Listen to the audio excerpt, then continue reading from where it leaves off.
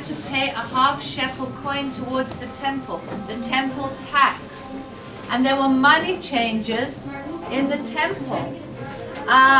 Not changing money from dollars to shekels, but changing people's currency that they brought with them to a half shekel so they could pay the temple tax. And it had to be a Styrian silver half shekel. There's one here in the glass case, and there's a model of one enlarged here.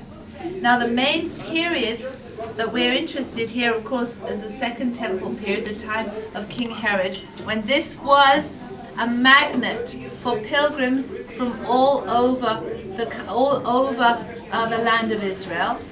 This explains about the half shekel tax, and of course people would need to buy their sacrifice.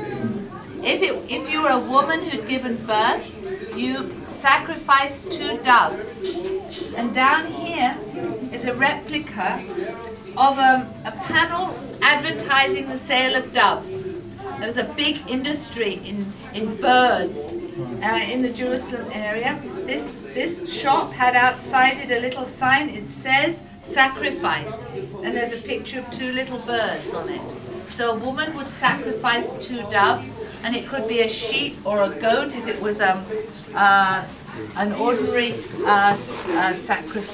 sacrifice. Excuse me. People would go along the street that we're going to walk, and they would buy food, they would buy anything they needed, just like travelers, just like you are. They'd come from afar and they'd walked many, many miles. I mean, it took them over a week to get to Jerusalem. They would need to find lodgings. They would need to buy their sacrifice. They weren't going to carry a sheep with them all the way from their village.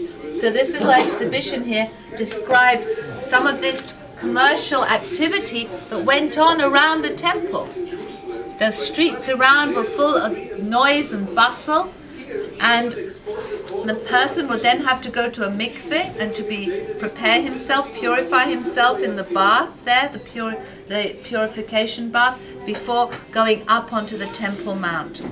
So maybe you'd like to look at that. These are some of the stone vessels that I said retained their purity. Stone vessels were used. Also measuring cups for measuring out grain. This is a little model of a ritual bath. We'll go and see it when we come out of here.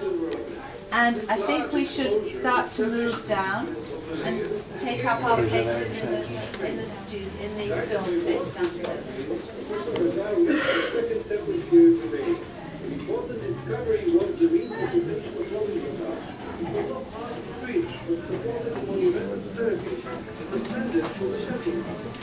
They also showed that the building they discovered was a Roman palace built by the early Muslim rulers of the city during the 7th century. The houses of Byzantine Christian Jerusalem were exposed below these structures.